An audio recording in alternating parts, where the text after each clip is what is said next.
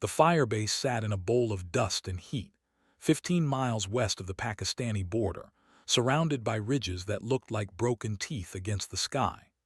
The Tactical Operations Center smelled like burnt coffee and sweat, and Major Kyle Thornton had been awake for 36 hours straight when the radio crackled with a voice that made everyone in the room go still. The call sign was Reaper 61, and the voice belonged to Captain Nora Kincaid, flying an A-10 Thunderbolt that had taken damage over a target area the intelligence briefs had promised would be quiet. The firebase had 8 Navy SEALs preparing for exfiltration, 2 Apache gunships grounded for maintenance, and now one A-10 limping home with fuel bleeding from its port wing and hydraulics failing. What nobody at the firebase knew yet, what wouldn't become clear until the aircraft touched down and Kincaid climbed out of the cockpit with her helmet under her arm and her flight suit stained dark with sweat, was that she'd been flying combat missions in that particular A-10 for 9 months while raising a 6-year-old daughter alone back in Nevada. The SEALs had been in country for 14 weeks and considered themselves the hardest men in theater. They'd seen plenty of close air support, plenty of gun runs that turned valleys into hell, but they hadn't seen anything like what was about to unfold. The operations officer, a captain named Briggs who'd flown Apache in Iraq, kept his eyes on the radar screen and watched the blip that represented Reaper 61 move across the grid at a speed that told him the pilot was nursing the aircraft home on pure skill and luck. Thornton stood behind him, arms crossed, jaw set. Outside, the firebase perimeter was a ring of HESCO barriers and sandbags, machine gun nests facing outward toward ridges where Taliban spotters moved like shadows. The sun was dropping toward the western peaks, painting everything amber and gold. The radio hissed with static, then Kincaid's voice came through again, flat and calm despite the situation. She reported fuel state, hydraulic pressure, and the fact that her number 1 engine was running hot enough to cook the metal around it. Briggs glanced up at Thornton, who nodded once. They both knew what it meant when an A-10 came home damaged. The airframe could take punishment that would tear apart any other aircraft, but there were limits. What made everyone lean closer to the radio was the tone in Kincaid's voice, the absolute absence of panic, the professional cadence that suggested she'd already accepted whatever outcome was waiting at the end of this flight. The firebase runway was 3,200 feet of packed dirt and gravel, designed for helicopters, and the occasional C-130 resupply run, not for a damaged A-10 trailing fuel vapor like a comet. Thornton ordered the crash crew to position their vehicles at the far end of the strip, told the medics to stand by, and sent 2 Marines to clear the approach corridor of anyone who didn't need to be there. The SEALs, who'd been sitting in the shade of a supply container playing cards and cleaning weapons, stood up and walked toward the flight line without being told. They moved with the casual confidence of men who'd seen everything, but there was something in the air that made them stop talking. One of them, a senior chief named Garza with 17 years in and a chest full of ribbons, tilted his head and listened to the sound coming from the north. The A-10 was still 5 miles out, but you could hear it if you knew what to listen for, that deep rumbling growl of the twin turbofans that made the Warthog sound like it was angry at the sky itself. Kincaid came in low over the ridges, her aircraft silhouetted against the fading light, and even from a distance you could see the damage.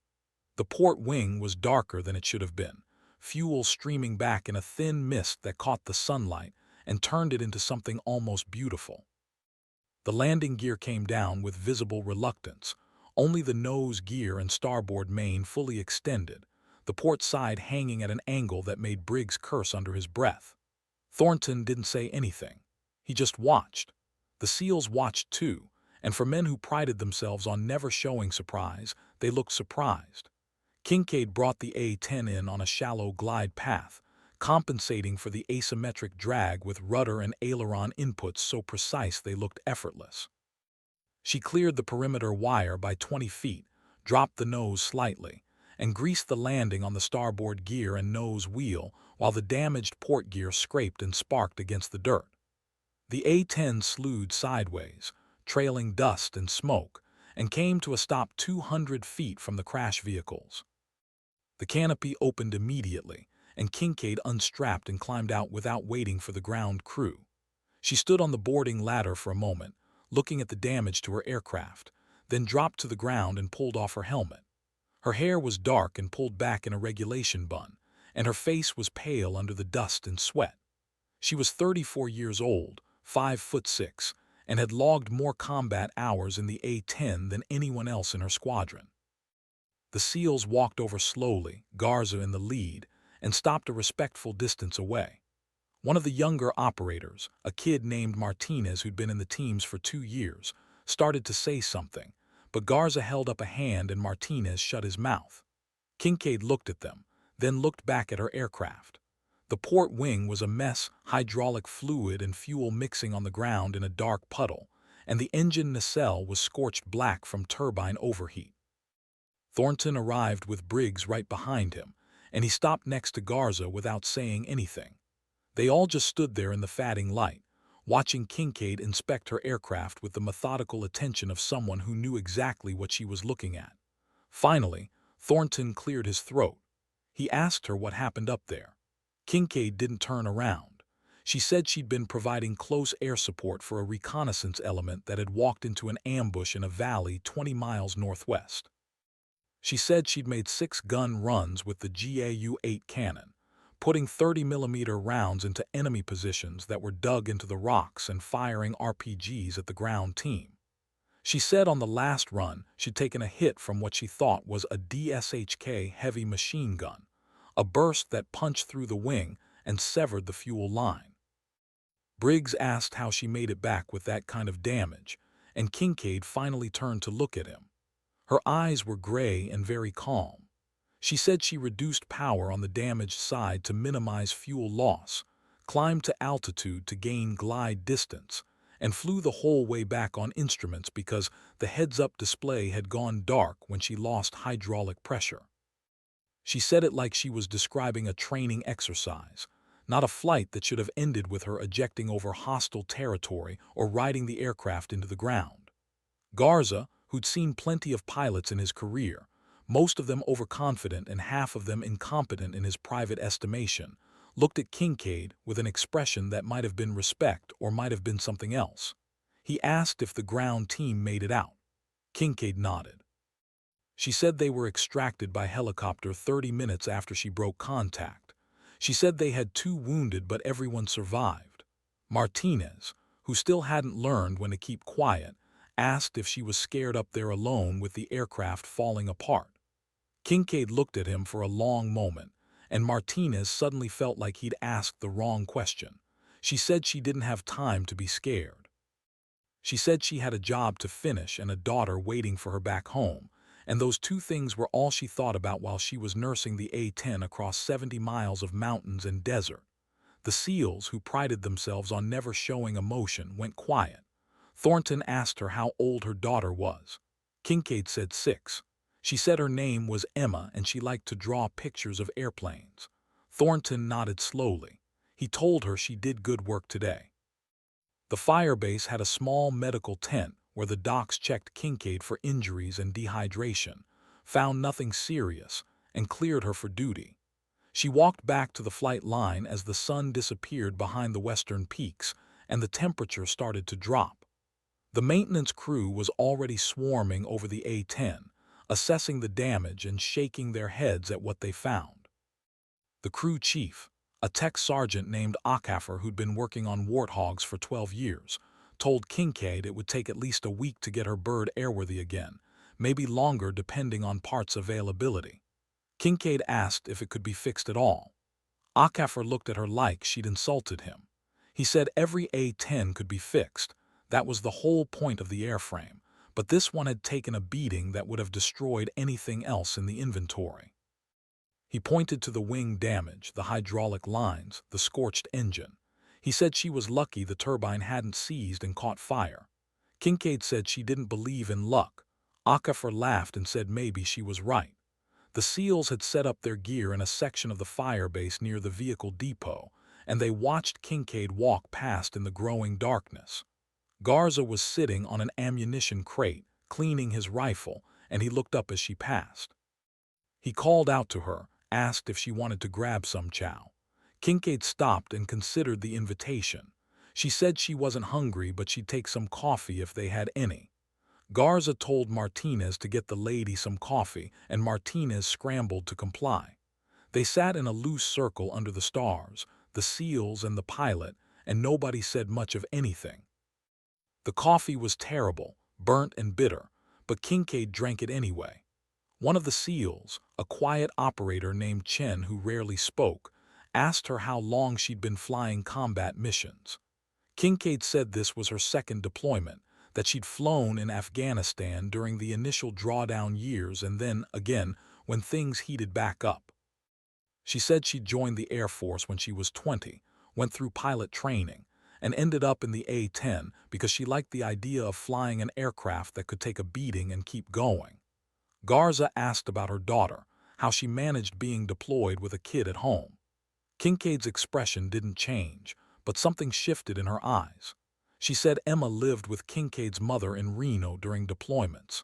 She said it wasn't ideal, but it was the situation she had. She said Emma's father wasn't in the picture, hadn't been since Emma was 2, and that was fine with her. She said she'd rather raise her daughter alone than with someone who didn't want to be there.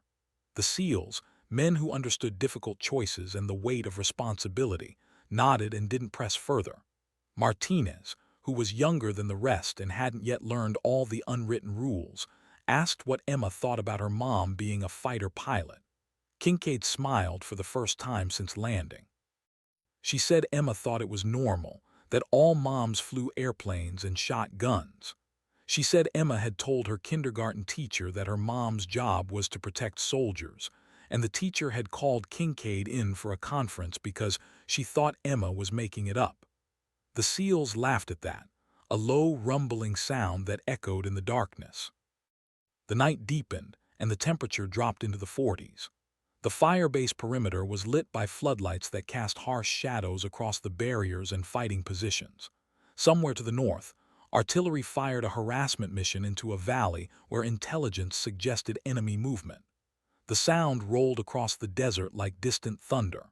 Kincaid finished her coffee and stood up, thanked the SEALs for their company, and walked back toward the transient quarters where visiting aircrews stayed. Garza watched her go, then looked at his men. He said quietly that he'd seen a lot of pilots over the years, hotshots who talked big and flew reckless, and careful ones who played it safe and went home alive. He said Kincaid was something different, someone who understood that the mission came first, but who also understood what she had waiting at home. He said that kind of balance was rare. Chen, who'd been listening without comment, said he'd noticed the way Kincaid inspected her aircraft after landing, the way she checked every detail like she was personally responsible for the damage. He said it reminded him of how the team guys checked their gear after a mission, that same attention to detail born from knowing that mistakes got people killed. Martinez asked if they thought Kincaid would fly again during the deployment. Garza said of course she would, as soon as her aircraft was fixed. He said pilots like that didn't quit, they flew until they couldn't anymore. The conversation drifted to other topics, then faded into silence. The SEALs settled into their sleeping bags and closed their eyes, but some of them lay awake thinking about what they'd witnessed that afternoon, the damaged A-10 coming in on a broken wing and the calm voice on the radio. The next morning, Thornton called Kincaid into the Tactical Operations Center and told her the ground team she'd supported had sent a message through their command channel. The message was simple. They wanted to meet the pilot who'd saved their lives. Kincaid asked if that was normal protocol. Thornton said no, it wasn't, but these guys were insistent. He said they were Rangers from 2nd Battalion, conducting reconnaissance operations in some of the hottest territory in the sector, and they'd been pinned down by accurate fire from multiple positions when Kincaid showed up overhead. He said her gun runs had broken the ambush and allowed them to withdraw to a landing zone where they were extracted without further casualties. Kincaid asked where they were now. Thornton said they were at a larger base 40 miles east, recovering and preparing for their next mission. He said he could arrange a helicopter to take her over there if she wanted to go. Kincaid considered this. She said she'd like to meet them, hear their perspective on what happened. Thornton made a call, arranged for a Black Hawk flight later that morning. The helicopter arrived at noon, settled onto the landing pad in a storm of dust and noise. Kincaid climbed aboard with her helmet bag and sat in the web seating next to the door gunner.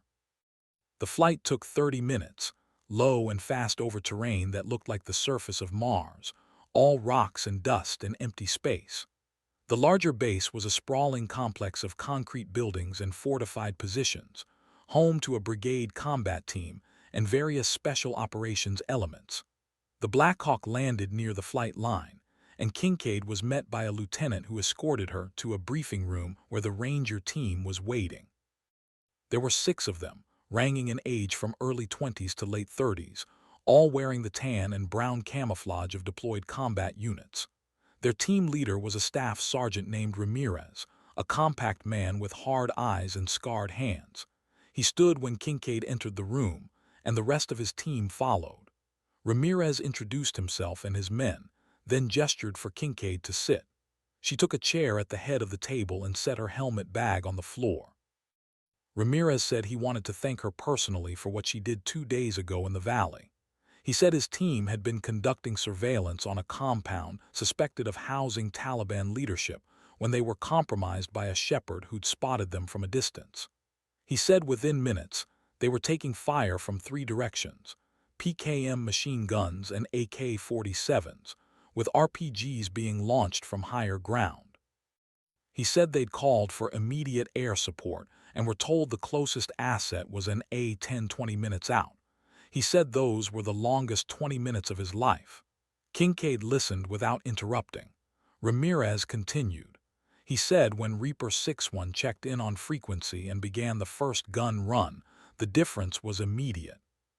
He said the sound of the GAU-8 cannon was like the voice of God, a deep tearing roar that shook the valley and sent 30mm rounds into the rocks where the enemy was firing from. He said Kincaid made 6 passes, each one closer than the last, walking the cannon fire along the ridgeline with precision that seemed impossible given the terrain and the volume of fire coming up at her aircraft. He said on the 4th pass, they saw the A-10 take a hit, saw the dark streak appear on the port wing, but Kincaid kept flying. One of the younger Rangers, a specialist named Torres, said he'd been sure the A-10 was going to crash after taking that hit. He said he'd seen helicopters go down from less, seen jets pull off target and run for home. He said Kincaid didn't do that. He said she made 2 more runs, expending the rest of her ammunition, and only broke contact when the enemy fire had been suppressed enough for the team to move. Another Ranger, a sergeant named Willis, said he'd watched through his rifle scope as the A-10 climbed away trailing fuel vapor, and he'd thought that was the last time he'd see that aircraft in the air. He said learning later that Kincaid had brought it home safely, landed it on a damaged landing gear at a fire base with minimal facilities, had changed his opinion of what was possible. Ramirez leaned forward, elbows on the table. He said he'd been a Ranger for 11 years, done 3 deployments to Afghanistan and 2 to Iraq, and he'd worked with a lot of different air assets. He said he'd seen competent pilots and reckless ones, professionals and cowboys. He said Kincaid was in a category by herself. He said the decision to keep flying after taking damage, to continue the mission instead of protecting herself, was something his men would remember for the rest of their lives. Kincaid, who'd been sitting quietly through all of this, finally spoke. She said she appreciated their words, but she'd only done what any pilot would do in that situation. Ramirez shook his head. He said that wasn't true, that most pilots would have broken off and headed home. He said the fact that Kincaid stayed made all the difference. The meeting lasted an hour, and by the end of it Kincaid had heard stories from each Ranger about their perspective on the engagement, the fear they'd felt when the ambush was triggered, and the relief when they heard the A-10's engines overhead. Torres said his little brother wanted to be a pilot someday, and after this deployment, he was going to tell him about Reaper 6-1 and what it meant to be a professional under fire. Willis said he'd flown on plenty of helicopters and thought he understood aviation, but watching Kincaid work had taught him that flying was more than just operating machinery. It was about making decisions in milliseconds that other people's lives depended on. When the meeting ended, Ramirez walked Kincaid back to the flight line where the Black Hawk was waiting. He asked her if she'd gotten her aircraft fixed yet. Kincaid said the maintenance crew was working on it, that it would be at least another 5 days before it was airworthy. Ramirez said his team was going back out in 3 days, another reconnaissance mission deeper into the mountains. He said he hoped Reaper 6-1 would be overhead if things went bad. Kincaid said she'd be there if she could. They shook hands, and Kincaid climbed back into the Black Hawk. The helicopter lifted off and banked west, back toward the firebase. Kincaid sat in the web seating and watched the landscape pass below, thinking about the Rangers and their words, about Emma back in Reno drawing pictures of airplanes, about the sitting broken on the flight line. She thought about the choice she'd made in the valley to keep flying after taking damage, and whether it was the right choice or just the only one she could live with.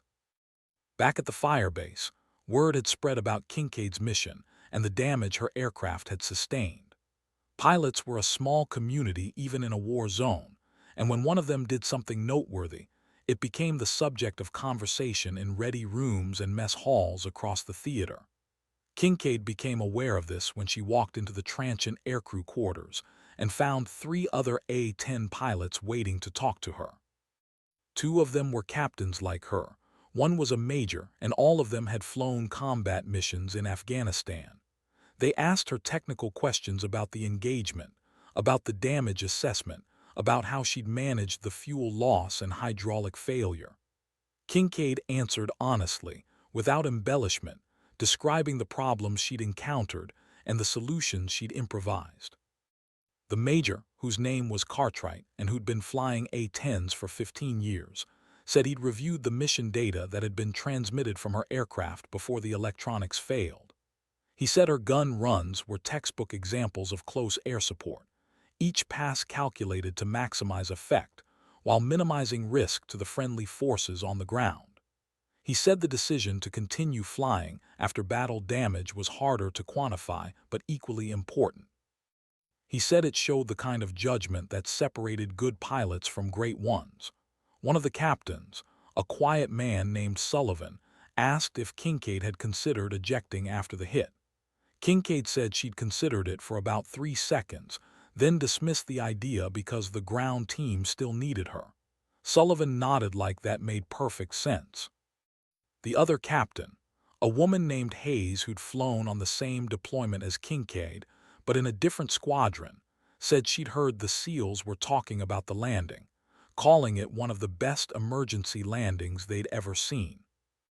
That evening, Kincaid sat alone outside the transient quarters and called home using the satellite phone terminal in the communications building. The call took a few minutes to connect, routing through military networks and civilian infrastructure until finally Emma's voice came through the speaker, small and excited. Emma asked if her mom had flown her airplane today. Kincaid said not today, the airplane was being fixed. Emma asked what was wrong with it. Kincaid said it had gotten hurt helping some soldiers, but the mechanics were making it better. Emma accepted this explanation without question, then launched into a story about school and a drawing she'd made of a dragon. Kincaid listened, letting her daughter's voice wash over her, grounding her in something real and uncomplicated. Emma said she missed her mom and asked when she was coming home. Kincaid said soon, just a few more months. Emma said okay and asked if she could talk to Grandma now. Kincaid's mother came on the line and they talked for a few minutes about logistics and Emma's upcoming parent-teacher conference. Her mother asked how things were going over there. Kincaid said fine, busy. Her mother, who'd been a military wife before becoming a military mother and knew what fine meant in that context, said she was proud of her. Kincaid thanked her and ended the call. She sat for a while in the darkness, listening to the sounds of the firebase, the generators humming and the distant voices of soldiers on patrol. She thought about Emma's question when she was coming home and realized she didn't have a good answer. The deployment still had 4 months to run, and anything could happen in that time. The next week passed slowly. Kincaid watched the maintenance crews work on her A-10, replacing damaged components and testing systems. Akafor kept her updated on the progress, explaining each repair in detail because he could tell she actually cared. The port wing required a new fuel line and extensive work on the hydraulic system. The landing gear had to be rebuilt. The engine that had run hot needed new turbine blades and a complete inspection. Akafor said the aircraft had taken more punishment than most would in an entire deployment, but it was responding to treatment. He said the A-10 was a tough bird, designed by people who understood that combat wasn't clean and pilots needed something that could absorb damage and keep flying. Kincaid asked when she could fly again. Akafor said 2 more days, maybe 3.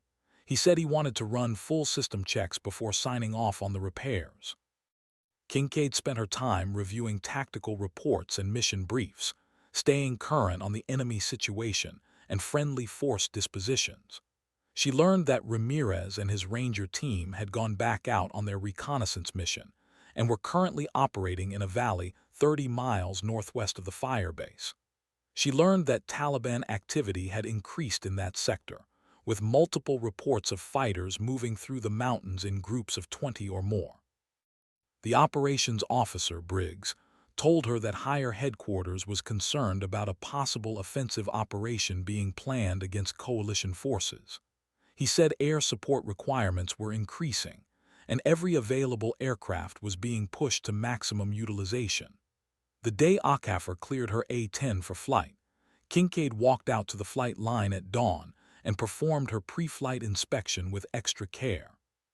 She checked every panel, every connection, running her hands over the repairs and feeling the new metal under her gloves. The first flight after major repairs was always tense, a test of both the maintenance work and the pilot's confidence. Kincaid strapped into the cockpit and ran through the startup checklist with methodical precision. The engine spooled up smoothly, the instruments showed green across the board, and when she advanced the throttles, the A-10 responded exactly as it should. She taxied to the runway, received clearance from the tower, and took off into a sky that was clear and empty and impossibly blue. The aircraft climbed steadily, solid and reliable, and Kincaid felt the tension in her shoulders ease. She spent an hour running through test maneuvers, checking the flight controls and systems, pushing the A-10 through its performance envelope and confirming that everything worked as designed. When she landed, Akafor was waiting on the flight line. He asked how it flew. Kincaid said perfect. Akafor smiled and said that's because his crew knew what they were doing. That afternoon, Kincaid was added back to the flight schedule. Her first mission would be the next morning, a close air support patrol over the sector where Ramirez's Rangers were operating. She spent the evening studying the maps and intelligence reports, memorizing terrain features and known enemy positions. The brief was at 0500, and she was in the cockpit by 0530, engines running and weapons armed. She took off as the sun broke over the eastern ridges, painting the mountains gold and red. The flight to the patrol area took 20 minutes. She checked in with the ground controller and began flying a racetrack pattern at 12,000 feet, waiting for someone to need her. The radio stayed quiet for the first hour, just routine traffic and position updates. Then Ramirez's voice came through, calm but urgent, calling for immediate air support. His team was in contact with enemy forces, taking fire from multiple positions in a narrow canyon. Kincaid acknowledged and rolled into a steep bank, descending toward the coordinates Ramirez had provided. She could see the canyon ahead, a dark slash in the mountains, and she could see muzzle flashes winking in the rocks. She armed her cannon and began her first pass, lining up on the northern ridge where the heaviest fire was coming from. The GAU-8 cannon roared, sending a stream of 30mm rounds into the rocks, and she saw explosions bloom in the gray stone. She pulled up and came around for another pass, adjusting her angle based on Ramirez's radio calls. This time she targeted the southern ridge, walking the cannon fire along a line of positions that had been firing down into the canyon. The third pass was cleanup, hitting any remaining targets that the Rangers could identify. When she finished, Ramirez reported that enemy fire had ceased and his team was mobile again. He thanked Reaper 6-1 and said it was good to have her back overhead. Kincaid said she was glad to be there. She climbed back to altitude and resumed her patrol, and for the first time since taking damage 2 weeks ago, she felt like herself again. The deployment continued, missions stacking on top of missions, weeks blending into months. Kincaid flew every day the weather allowed, providing close air support for ground units across the sector. She became known as a reliable presence, a pilot who would show up when called and stay until the job was finished. The SEALs at the firebase, who'd watched her land with battle damage and walk away calm as morning, started a tradition of brewing fresh coffee whenever Reaper 6-1 was on the flight schedule. The Rangers she'd saved in the valley spread the word through their battalion that if you needed air support, the best call sign to have overhead was Reaper 6-1. Other pilots heard the stories and started asking questions, wanting to know what made Kincaid different. The answer was hard to articulate, something about the way she flew and the decisions she made, a combination of technical skill and tactical awareness that couldn't be taught in a classroom.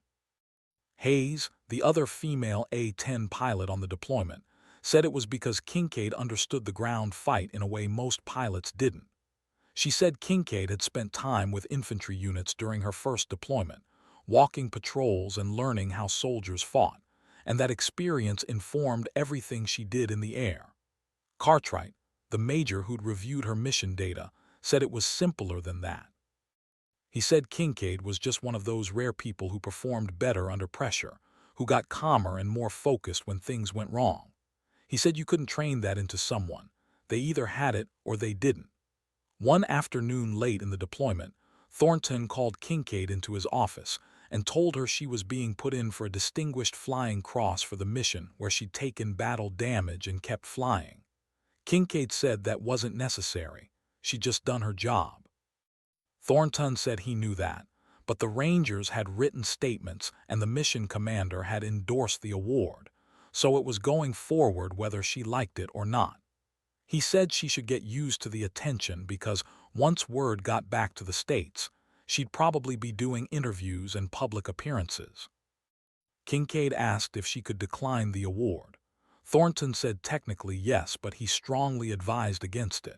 He said recognition was part of military culture, and accepting it gracefully was its own form of service. He said the award wasn't just about her. It was about the mission and the ground team that had made it home because of what she did. Kincaid thought about that and said she understood. The weeks passed. Emma's 7th birthday came and went, celebrated via satellite phone with Kincaid's mother holding up the phone so Emma could show her mom the cake they'd made. Kincaid felt the distance between them like a physical weight, but she also knew that what she was doing mattered, that somewhere in these mountains were soldiers who went home because she'd been overhead when they needed her. That had to be enough. The deployment wound down with the slow inevitability of all deployments, missions continuing until the day they didn't, gear being packed and shipped, awards being presented in ceremonies that felt both important and awkward. Kincaid stood at attention while Thornton read the citation for her Distinguished Flying Cross, and she accepted the medal with a handshake and a salute. The SEALs, who'd come to the ceremony without being invited, stood in the back and watched. Garza caught her eye afterward and nodded once, and that felt more meaningful than the medal. The flight home was long, a C-17 transport loaded with personnel and equipment, everyone exhausted and ready to see their families. Kincaid sat in the cargo webbing and tried to sleep but couldn't, her mind already jumping ahead to Reno and Emma and what came next. The reunion at the base in Nevada was chaos, families crowding the hangar and children running everywhere. Kincaid searched the crowd until she saw her mother standing near the side wall, holding Emma's hand.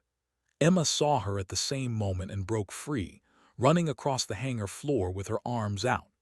Kincaid dropped her bag and scooped her daughter up, holding her tight enough to feel her heart beating. Emma said she'd missed her mom so much, and Kincaid said she'd missed her too, more than Emma could possibly understand. Her mother came over and hugged them both, and for a few minutes the three of them just stood there in the noise and confusion, a small island of stillness. Later, after the initial chaos had settled and they were driving back to her mother's house, Emma asked if her mom's airplane was okay now. Kincaid said yes, the airplane was fine. Emma said good because she'd been worried about it. Kincaid looked at her daughter in the rearview mirror and realized Emma understood more than she'd given her credit for, that somehow Emma knew her mom had been in danger and had come through it. That night, after Emma was asleep, Kincaid sat with her mother in the kitchen and talked about the deployment. Her mother asked the questions she hadn't been able to ask over the phone, the real questions about danger and fear, and how Kincaid had managed to keep going. Kincaid answered honestly, saying there had been moments when she wasn't sure she'd make it home, but the thought of Emma had kept her focused. She said she'd learned something about herself over there, that she was stronger than she'd known and more capable of making hard decisions. Her mother said she was proud of her, but also worried about what future deployments might bring. Kincaid said she was worried too, but this was the job she'd chosen and she was good at it. She said soldiers needed pilots like her, people who would show up and do the work regardless of the risk. Her mother asked if that was fair to Emma, growing up with a parent who deployed to combat zones. Kincaid said she didn't know, that she struggled with that question every day. She said all she could do was be the best pilot she could be when she was deployed and the best mother she could be when she was home. Her mother said that would have to be enough. The weeks after returning home were an adjustment, relearning how to live without the constant awareness of danger, without the daily routine of flight briefs and mission planning. Kincaid spent time with Emma, taking her to school and picking her up, helping with homework and reading stories at bedtime. She attended squadron functions and did the administrative work that accumulated during deployments. She also did interviews, talking to reporters about the mission where she'd taken battle damage, trying to explain what had happened in a way that made sense to people who'd never flown combat. The interviews were awkward, questions about fear and heroism that felt too simple for what she'd experienced. One reporter asked if she'd been scared when the aircraft was hit. Kincaid said fear was always present in combat, but it wasn't useful, so she'd set it aside and focused on the task. The reporter asked what she'd thought about while flying the damaged aircraft home. Kincaid said she'd thought about her daughter and about the Rangers on the ground who needed her to finish the mission. The reporter seemed disappointed by this answer, like she'd been hoping for something more dramatic. But it was the truth. The Distinguished Flying Cross ceremony at her home base was more formal than the one in Afghanistan, with a general officer presenting the award and photographers recording the moment. Kincaid wore her dress uniform and stood straight while the citation was read, words about valor and professionalism and devotion to duty. Her mother sat in the front row with Emma, who was wearing a new dress and watching with wide eyes. When the general pinned the medal on Kincaid's uniform, Emma clapped loudly enough that several people laughed.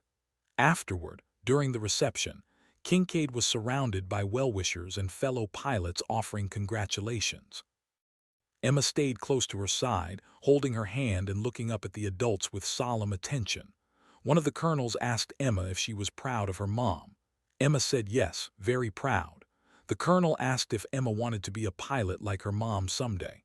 Emma said maybe, but she also liked drawing and might want to be an artist. Kincaid smiled at that, grateful that Emma still saw multiple possibilities for her future. The ceremony ended and they went home. Life continued with its ordinary rhythms, school days and weekends, grocery shopping and yard work. But something had changed. Kincaid noticed it in the way other pilots looked at her, a kind of respect that went beyond rank or experience. She noticed it in the invitations to speak at training events, requests to share her experiences with younger pilots. She noticed it most in Emma, who asked more questions now about what her mom did when she was deployed, questions that showed Emma was old enough to understand the basics even if the details were still beyond her. One evening, while making dinner, Emma asked if her mom would have to deploy again. Kincaid said yes, eventually. Emma asked if her mom might get hurt. Kincaid stopped what she was doing and knelt down so she was eye level with her daughter. She said there was always some risk in what she did, but she was very careful and very good at her job. She said the airplane she flew was designed to protect pilots, and she had a lot of training that helped keep her safe. Emma looked at her seriously and asked if her mom was scared when she flew. Kincaid thought about this, about all the missions and all the moments when things could have gone wrong but didn't. She said sometimes, yes, but being scared didn't mean you couldn't do your job. She said courage wasn't about not being afraid, it was about doing what needed to be done even when you were afraid. Emma seemed to understand this. She asked if her mom would teach her to be brave like that. Kincaid said she already was. Months passed. The deployment cycle began again, training exercises and readiness inspections, preparing for the next rotation overseas. Kincaid flew training missions and mentored younger pilots, passing along the lessons she'd learned. The story of her flight with battle damage had become part of squadron lore, told and retold until it took on a mythic quality. But Kincaid remembered it exactly as it had happened, the fear and the focus, the calculations running through her mind as she nursed the damaged aircraft home. She remembered Ramirez's voice on the radio, calm despite the chaos around him. She remembered the faces of the SEALs at the firebase, watching her land. She remembered Emma's voice over the satellite phone, talking about dragons and drawings. These memories were more real to her than any medal or citation, proof that what she did mattered beyond the official recognition. One day, while walking through the hangar, Kincaid saw a group of young pilots gathered around one of the A-10s, and she heard them talking about Reaper 6-1 and the mission in the valley. She stopped to listen, curious about what story they'd constructed from the facts. One of them, a lieutenant fresh out of training, was describing the gun runs with dramatic flair, emphasizing the danger and the heroism. Another was focused on the technical aspects, the damage control and the emergency landing. A third was talking about what it meant to keep flying when the smart choice would have been to eject. Kincaid listened for a minute, then walked away. The story they were telling wasn't quite accurate, but it contained truth. That seemed sufficient. Years later, long after that deployment had faded into history, and Emma was older, and the next generation of pilots was flying combat missions in different countries, someone would ask Kincaid about that day in the valley. And she would say what she always said. She'd done her job, nothing more. But she would remember the weight of the medal when it was pinned on her uniform, and the way Emma's hand felt in hers, and the faces of the Rangers who'd walked out of that valley alive because she'd been overhead. She would remember the sound of the A-10's engines, and the feeling of the aircraft responding to her inputs despite the damage. She would remember Garza's nod at the ceremony, recognition from one professional to another. These were the things that mattered, not the awards or the recognition, but the knowledge that when she'd been tested she hadn't been found wanting. The sky over Nevada was wide and blue, and somewhere in that vastness were pilots flying training missions, practicing for the day when they'd be called to do what Kincaid had done. She hoped they were ready. She hoped they understood that it wasn't about being fearless or perfect. It was about making the right choices when everything was falling apart. It was about having something to come home to that made the risk worthwhile.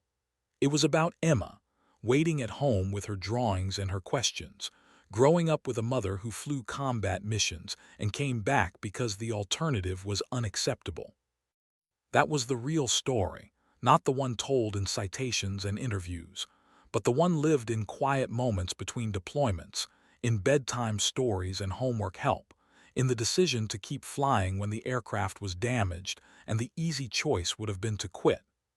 Kincaid had made that choice and lived with it, and someday Emma would understand what it meant.